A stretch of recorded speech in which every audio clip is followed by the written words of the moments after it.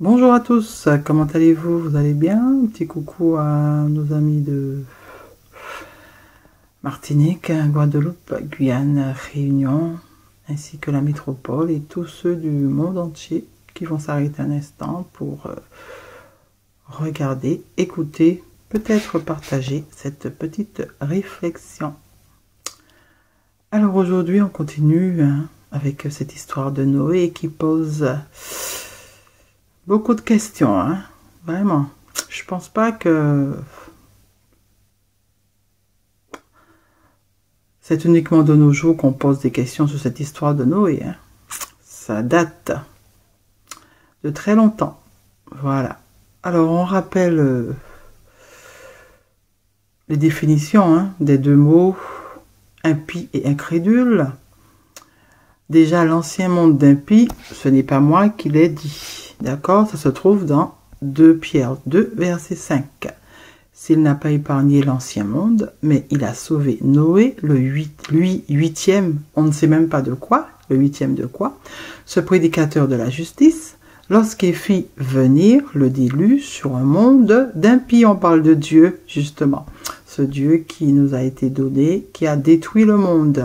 Mais comme on l'a déjà vu, Dieu, c'est un mot qui signifie définition de l'image d'un état unifié. Ok? L'homme a donné des noms. C'est l'homme qui a donné des noms. C'est l'homme. L'écriture est arrivée et l'homme a nommé les choses pour que cela puisse durer éternellement. Voilà, un mot. Il est donné et il reste là éternellement. À moins que ce mot ait changé. Voilà. Chaque mot a une signification. On ne donne pas un mot comme ça. Chaque mot a un sens, chaque mot a une définition, mais chaque mot, les lettres sont choisies dans un but bien précis. Voilà. Ok. Est-ce que celui qui nous a donné la vie a demandé de l'appeler comme ça? Je sais pas. Voilà, mes amis. Ce sont des questions que je pose. Voilà. À vous de juger. Ok? Celui qui veut comprendre la réflexion d'aujourd'hui, il faut regarder la réflexion de la semaine dernière. Voilà. Alors, on avait vu la semaine dernière dans la chanson de Dany et Moïse que les gens avant le déluge, ils avaient appelé des incrédules. Mais dans 2 Pierre, on voit que ces personnes sont appelées des impies.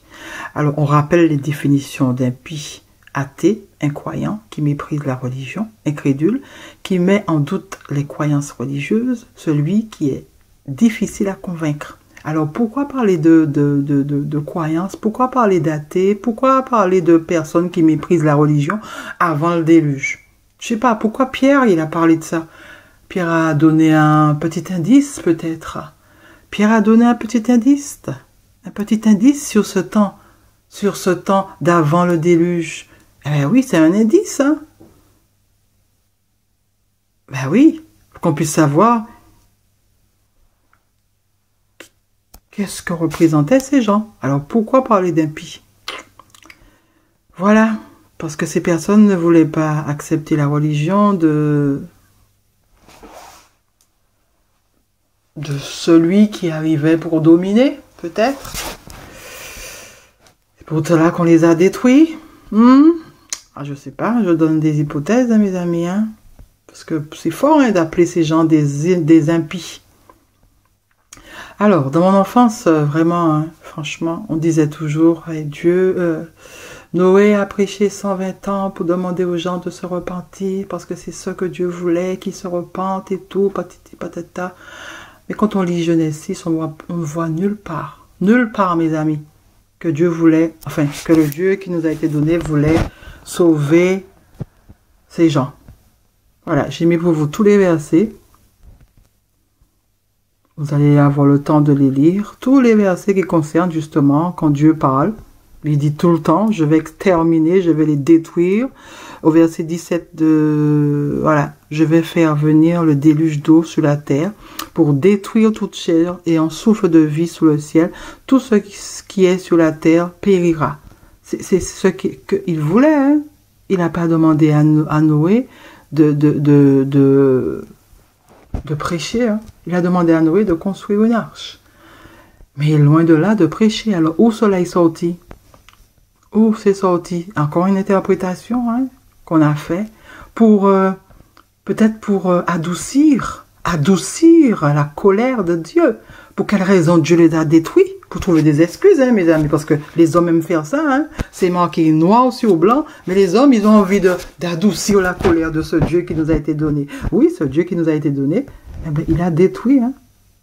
Il s'est repenti d'avoir créé l'homme. Mais cette création-là, c'est quoi exactement? On ne se pose pas de questions. Les fils de Dieu qui sont venus vers les filles des hommes, on se dit, ah oui, ce sont des anges. Mais on ne sait pas de voir que ça peut être un métissage de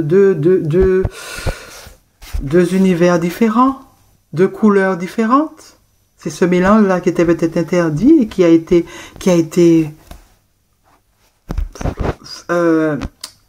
fait.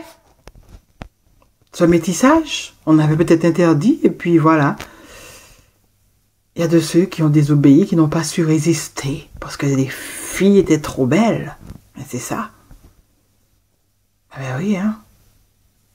L'homme est que chair. Et Dieu dit ça, l'homme n'est que chair. Mais qu'est-ce que vous voulez face à des belles filles? L'homme n'est que chair. Ah ben oui, l'homme n'est que chair, hein. C'est comme ça. Voilà. Alors à cause de ça, déjà de ce métissage, il détruit, mais il n'a pas demandé à Noé de convertir, de pousser les gens à se repentir. Non, jamais. Jamais c'est marqué. Il a dit il va les détruire. Il l'a dit dans un verset. Attendez, je vais le lire pour vous. Ouais, au verset 13. Alors Dieu dit à Noé, la fin de toute chair est arrêtée devant moi, car ils ont rempli la terre de violence. Voici, je vais les détruire avec la terre. Il ne va pas juste détruire les hommes, il va détruire les animaux, il va détruire la terre, tout. À cause du fait qu'il y a eu ce métissage, en plus, il parle de corruption. Beaucoup, ce mot revient, corruption, corruption, et puis violence. Ça a changé en 2023? La corruption n'est plus? La violence n'est plus? Je ne sais pas, hein, pour vous, dites-moi, hein, est-ce qu'une violence a changé? Est-ce que la violence n'est plus, a disparu? Est-ce que la corruption a disparu? Comment ce Dieu qui nous a été donné détruit l'homme, mais ne détruit pas celui, entre guillemets, celui qui est responsable de tout ça, de la violence, de la corruption? Pourquoi il n'a pas détruit? Mais il détruit l'homme. Il n'y a pas quelque chose qui est gênant? Il n'y a pas quelque chose qui ne va pas? Continuons. Alors, il n'y a pas eu de demande de Dieu d'avertir des gens. Hein. Dieu voulait détruire. Continuons, mes amis. Où Noé a construit son arche? On ne dit pas du tout, voilà, où est-ce qu'il a construit l'arche. Mais on se dit que ça doit être sur une montagne. On se dit que ça doit être sur une montagne, parce qu'en fait, quand on vous dit combien de temps la pluie est tombée, dans Genèse 7, on vous dit 40 jours. 40 jours et 40 nuits. Et puis Genèse 7, 19 vous dit, les eaux grossirent et s'accrurent beaucoup sur la terre, et l'arche, enfin l'arche a flotté. Après avoir, voilà, après que les eaux la pluie est tombée, les eaux ont grossi, les eaux, voilà. Il y a eu débordement, je ne sais pas comment ça s'est fait. Bon, c'est une île, hein. D'accord? La terre, c'est pas le monde, hein. Voilà, faut vous mettre ça dans la tête aussi, hein. Voilà. Alors, on se dit que l'arche de l'arche était sur une montagne. Alors, mes amis, imaginons. Moi, je ne connais pas les montagnes d'ici, mais vous allez trouver votre exemple. Moi, je prends un exemple du côté de la Martinique parce que c'est là que j'ai grandi, ok? On va vers la commune de Bellefontaine. Je pense que ça va parler à beaucoup aussi. Vous êtes dans cette commune de Bellefontaine, et puis il y a aussi un quartier qui s'appelle Verrier. Mais on va se dire c'est une montagne aussi, hein, d'accord? Alors, imaginons que Noé, il est à Verrier. Il est à Verrier, et puis il construit l'arche. Ceux du bout, ils voient ou ils entendent quelque chose? Ils voient ou ils entendent quelque chose? Ceux du bout, ceux qui sont au bout de Bellefontaine, est-ce qu'ils entendent ou est-ce qu'ils voient quelque chose? Alors, comment ils ont pu voir que Noé a construit un arche? Comment ils ont pu voir, ils ont pu assister au spectacle des animaux qui montent deux par deux dans l'arche? Comment ils ont pu voir ça? Dites-moi, mes amis. Alors, rien n'est marqué dans la Bible. Hein? Rien n'est écrit. Mais bon, on a interprété que les gens, ils ont vu Noé construire, ils se sont moqués de Noé, ils n'ont pas écouté la prédication de Noé. Noé disait, ouais, pointez-vous et tout ça. Ils n'ont pas écouté. On a interprété, on a inventé. Oui, ça fait un moment qu'on invente. Hein. Ça fait un moment hein, qu'on interprète, qu'on rend l'histoire tellement belle. Voilà. Noé a parlé pendant 120 ans, il a parlé. Jamais j'ai vu ça dans la parole, là, qu'il a parlé pendant 120 ans. Non, il a construit l'arche, il n'a pas parlé. Comment il a fait ça tout seul aussi? Je ne sais pas, hein, mes amis. Rien n'est inscrit dans la parole. Avec ses fils, peut-être, hein. Mais oui. Noé avait deux fils. C'était 7 dans la barque. Alors, Noé, ses deux fils, ses deux belles filles, et puis la maman. Mais c'était 3 alors. 3 filles, hein. 3 fils, voilà, c'est ça. Ils étaient 7 dans l'arche. Noé, sa femme, et puis ses 2 fils et ses 2 belles filles.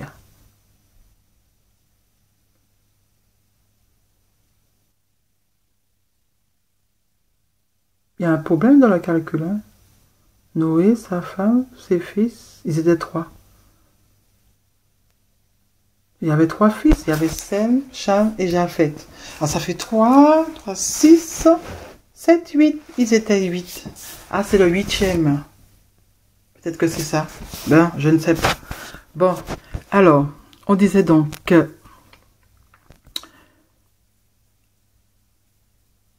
où c'est inscrit dans la Bible que les gens ont crié à Noé, Noé, sauve-nous, Noé, pendant que la pluie tombe. Où c'est inscrit? Nulle part. Laisse-nous entrer, Noé, Noé, on ne veut pas mourir, Noé, Noé. Où c'est inscrit dans la Bible? Nulle part. Que des interprétations à partir des faits annoncés beaucoup plus tard dans l'histoire par des gens qui ont reçu des visions. C'est ainsi que le mensonge progresse, se consolide, personne ne pose des questions et accepte. Mes amis, les gens, en fait, moi je suis persuadée hein, qu'à chaque génération, les gens se posent des questions. Hein. Mais au fur et à mesure, qu'est-ce qui s'est passé? Eh bien, des gens ont reçu des visions. Et puis, on leur a dit la réalité de l'histoire de Noé. On leur a dit ce qui s'est passé réellement dans l'histoire de Noé. Alors, je ne comprends pas. Une parole qui est inspirée par Dieu, Dieu ne donne pas toute l'histoire. Il donne une partie de l'histoire. Après, il vient donner une explication de l'histoire. Après, il va revenir encore pour donner encore une autre explication de l'histoire. Après, il va revenir encore pour donner une autre explication de l'histoire. C'est comme ça que Dieu fonctionne. C'est comme ça. C'est comme ça que Dieu fonctionne, mes amis, d'après vous? Oui. C'est comme ça que le Dieu qui nous a été donné fonctionne.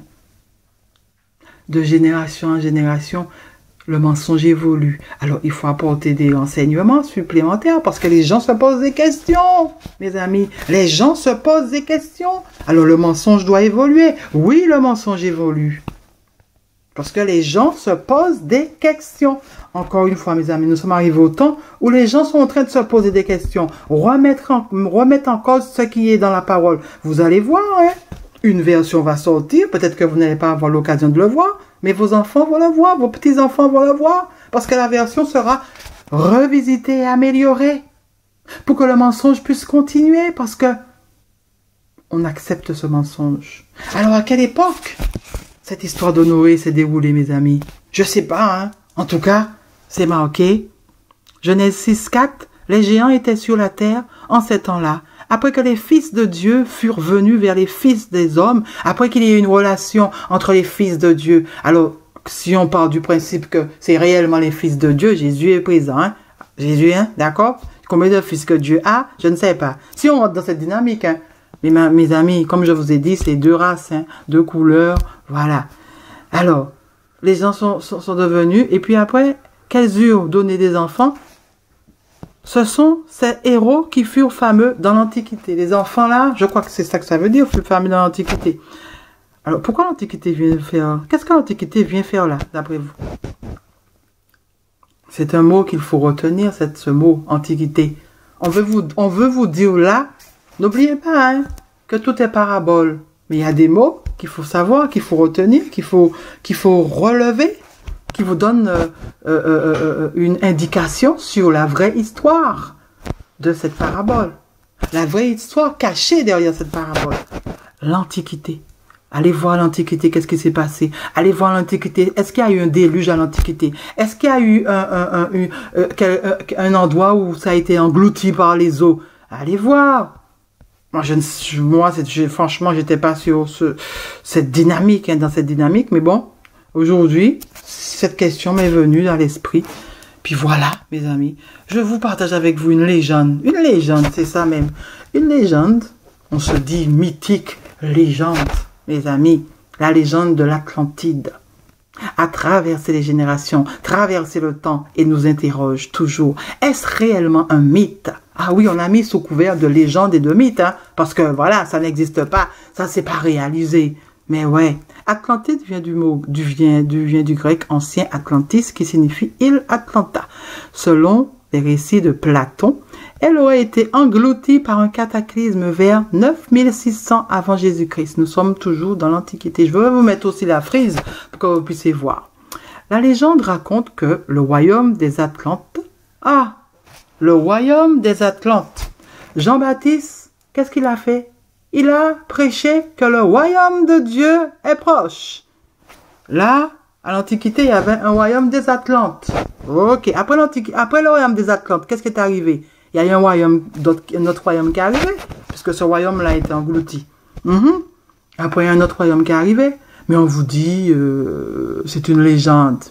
Alors, on continue. La légende raconte que le royaume des Atlantes a été noyé sous un déluge bizarre, le mot déluge est là. Un déluge d'eau, car ses habitants avaient sombré dans la corruption. Le mot corrompu, mes amis. Corrompu. La corruption et le matérialisme. Suite à ce cataclysme, l'île mythique fut rayée à jamais des cartes du monde. On raconte que la ville bâtie en l'honneur de Poséidon a été engloutie par les flots lors d'un déluge provoqué par Zeus, par Dieu, par le Dieu, vous savez de quel? Voilà. Elle serait située au-delà des colonnes d'Hercule au niveau du détroit de Gibraltar. Voilà, mes amis. C'est une légende, hein. C'est une légende, hein. Voilà. Platon raconte que l'île, mes amis, la terre, l'île était plus étendue que la Libye et l'Asie prises ensemble. Le peuple atlantéen aurait colonisé. Ah!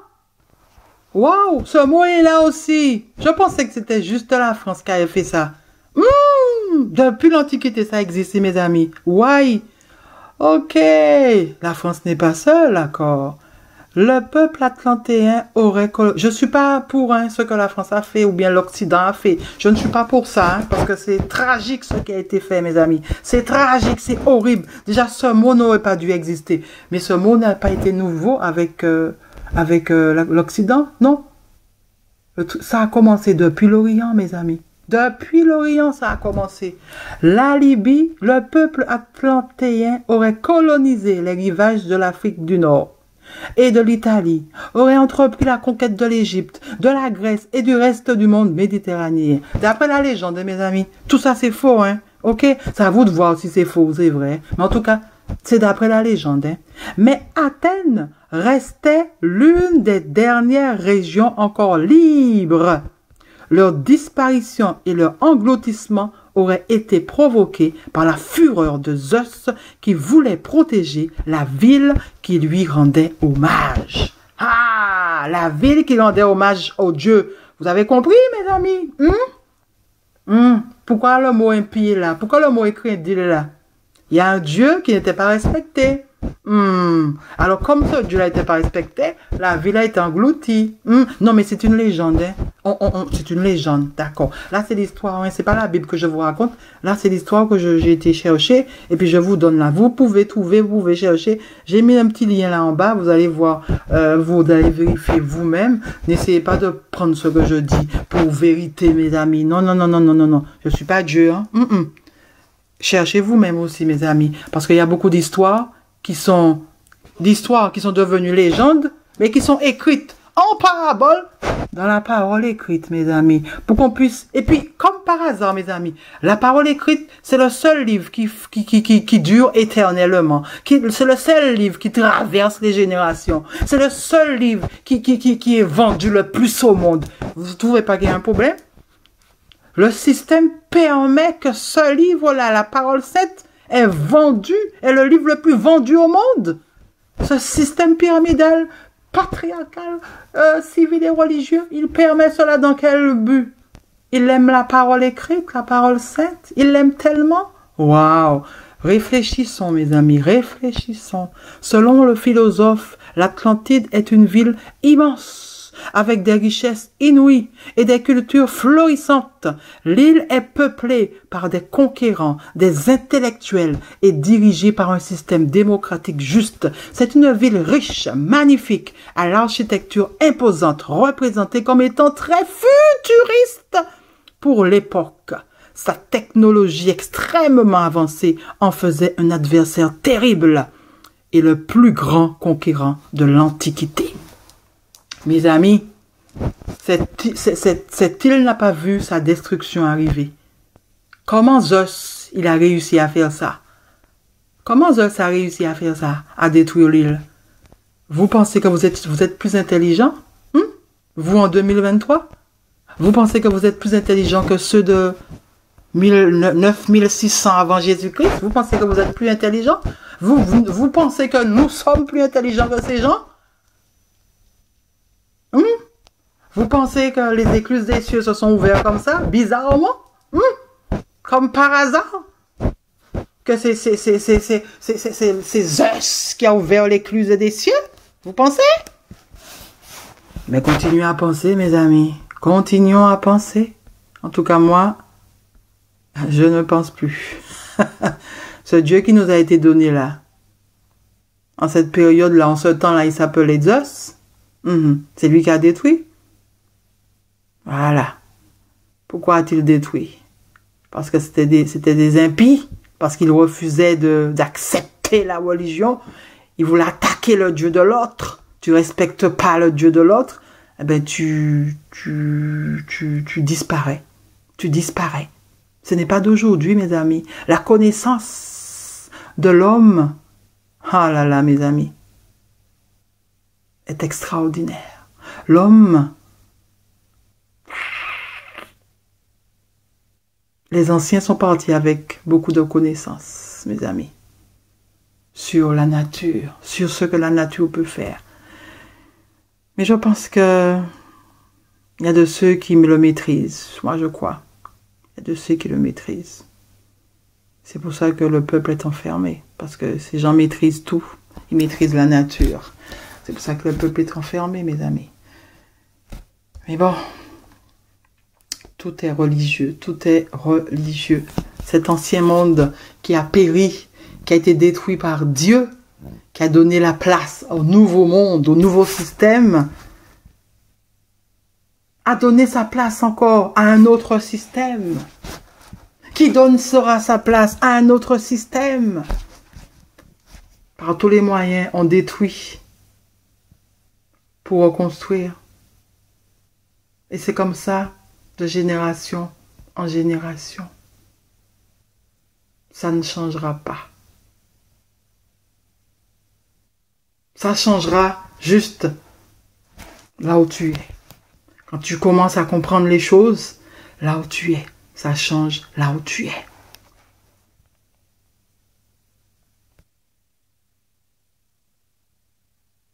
Quand on commence à comprendre la réalité de ce monde, mes amis, on vit autrement. Ah oui, on vit autrement. Parce qu'on sait que le temps là qu'on passe sur terre, c'est important. On vit autrement. Parce que ce temps sur terre est précieux. C'est la grâce qui nous a été offerte de vivre. Et oui, mes amis, la grâce qui nous a été offerte, c'est de vivre. Et pas juste de vivre pour soi, mais vivre aussi pour les autres, faire du bien autour de soi. L'homme, par sa méchanceté, a tout détruit, même la nature. L'homme s'est caché derrière des entités pour détruire.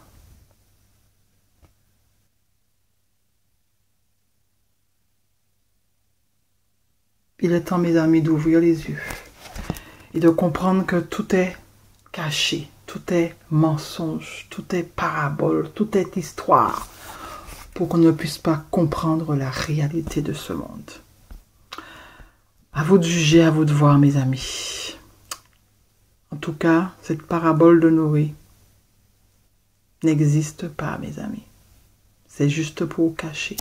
Et puis comme vous le voyez, comme vous le constatez, hein, les images ont gravé en nous des mensonges.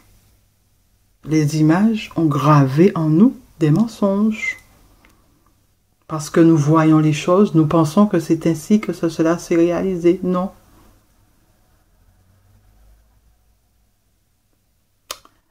Bonne journée.